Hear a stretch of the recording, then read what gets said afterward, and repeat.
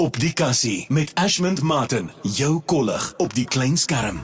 En vandag het ek een van die deelnemers wat uitgeval het in hierdie ronde van die brug met Roscoe, bekeer wat op die ander kant van die lyn is. Roscoe, broer, hoe gaan dit saam met jou?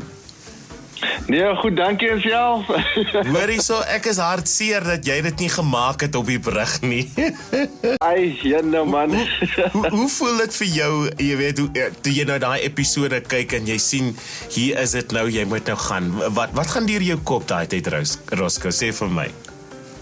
Ja, om eerlik te wees, ek het, as ek nou die long game kyk, sal ek amper sê, het ek nou 'n bietjie sleg gevoel dat ek nou nie die miljoen rand gewen het nie. Maar op die einde van die dag, hoe die episode vir my uitgewerk het, ek het daarom 10.000 rand in die episode gekry, waarmee ek weggestap het. En ja, ek is maar net bly hoe dinge dan nou maar uitgewerk het. Uitgewerk het, ja. Sê gou vir my, jy's van Montetjie, as jy nou na die program kyk, jy weet, jy het nou seisoen 1 natuurlik gekyk. Jy's in Montetjie. Hoekom het jy aan die brug deelgeneem? Hoekom het jy besluit, luister toe jy dit sien op televisie, ek wil deel wees van hierdie program? Ja, om eerlik te wees, ek het nie die eerste seisoen gekykie. So vir my was dit heeltemal 'n verrassing gewees wat eintlik gebeur het. En ek het ook gedink, dit is my sterktepunt, toe ek ook ingeskryf het ek ook dit so genoem in my audisie, dat ek dink die feit dat ek nie die eerste seisoen gekyk het, ek weet nie wat om te verwag nie, en ek het nie ingegaan met enige verwagtinge om het so te stel nie. En ja, die rede is, ek is ook 'n local entertainer, so toe ek die advertensie sien van die brug, toe dink ek, jene, dit is nogal iets wat ek sal wil inskryf, en toe het ek ingeskryf, en toe vir een of ander rede, toe kontak hulle my terug, ek het die eerste ronde van audisie gemaak, en daarvan af het ek die volgende fases alles deurgegaan, sal ek sê, en toe was ek suksesvol om op die brug te verskyn, ja. En toe was jy suksesvol, inderdaad. En ek meen, wat 'n program. Ek moet vir jou vra, Roscoe, sê vir my, toe jy nou vir jouself op die kassie sien vir die eerste keer, hoe het jy gevoel en wat was vir jou die hoogtepunt van jou ervaring op die brug? Ja, dit was baie lekker gewees om myself te sien op televisie, veral hier op die platteland, waar vanaf ek kom. Dis groot nuus om het so te stel, jy weet.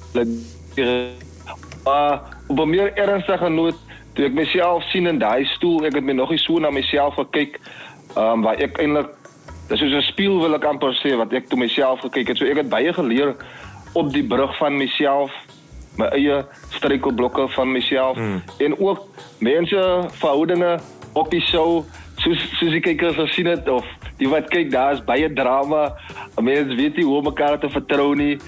So ek het regtig baie geleer dis meer as net 'n televisieprogram vir my gewees, ja. Nou, jy het nou so gepraat van drama. As ek dit nou reg het, jy het 'n bietjie opskudding vir ons versorg daar op die program.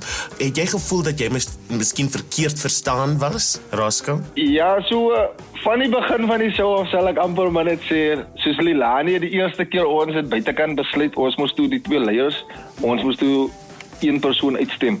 En ons het buite besluit op die meisie Risa, of sy, ek het verstaan, of sy het ook vir my gesê, sal ek sê, buite sy stem saam met my vir Risa, en toe sy binne na toe gaan, toe maak sy toe 'n ander besluit, en dit is eintlik waar die wantroue, sal ek amper, of die wrywing begin het tussen ek en Lani, wil ek amper sê.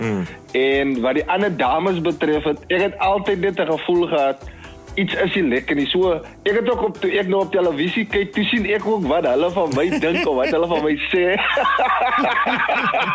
So, my gevoel was reg gewees, sal ek sê. Jou gevoel was reg gewees, ja. Yes, en dis hoekom ek daai oggend toe kon ek nie, toe voel ek net, vir oggend gaan ek julle almal aanspreek, en dit is hoe ek voel, en dis eintlik hoe daai episode daar beland het, sal ek sê. Dis hoe dit daar beland het. Wat het jy uit hierdie lewensveranderende ervaring geleer, Roscoe? Wat het jy weggeneem uit hierdie ervaring, as daar een ding is?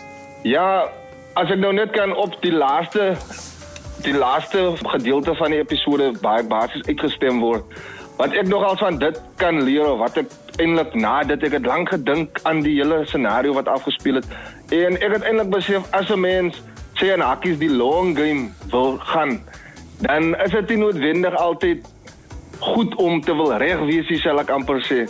Soms moet jy maar 'n ander ou laat voel, okay, daai ou is reg, wil ek amper sê, net om die long game te wil gaan, wil ek amper sê. So, as ek dalk nie gesê het wat ek gesê het, wil ek amper sê, sou dit dalk anders uitgedraai het.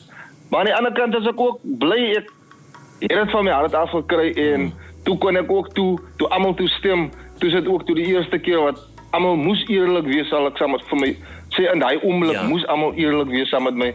En so dit is die twee hoofgoed wat ek sal sê wat ek mee weggestap het. En dan natuurlik net om die nuwe mense te ontmoet het, die ervaring met die op die stel, alles wat ek geleer het met dit, ek het regtig waar baie geleer met alles die ervaring. Ek is so bly daaroor, Rasko. Voor ek vir jou laat gaan, broers, vertel vir my gou vinnig kortliks van jou werk en alles wat jy daar doen in die gemeenskap in Montetjie. Vertel gou vir my bietjie. Ja, so ek is 'n bokspromotor hier local by ons. Sowel as ek is eintlik so 'n showman wil ek amper sê in hakkies.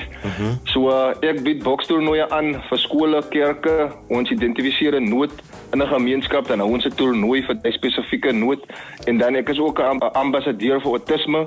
Ek skakel in by die Bonneville Autistiese Sorgsentrum. So hulle is 'n sorgsentrum vir volwasse autistiese mans en hulle is ook die enigste sentrum in Suid-Afrika. En dan ook ek doen musiek, ek skryf my eie musiekliedjies en so aan. En dan wat my werk betref, ek werk by die toerismekantoor. Ek bied toere aan vir die toeriste, so ek loop by die toeriste in die dorp rond en so aan. So ja, ek is so 'n bietjie van al, sal ek maar sê. Jy's 'n bietjie van al, jack of all trades, en ons love it, Rasko.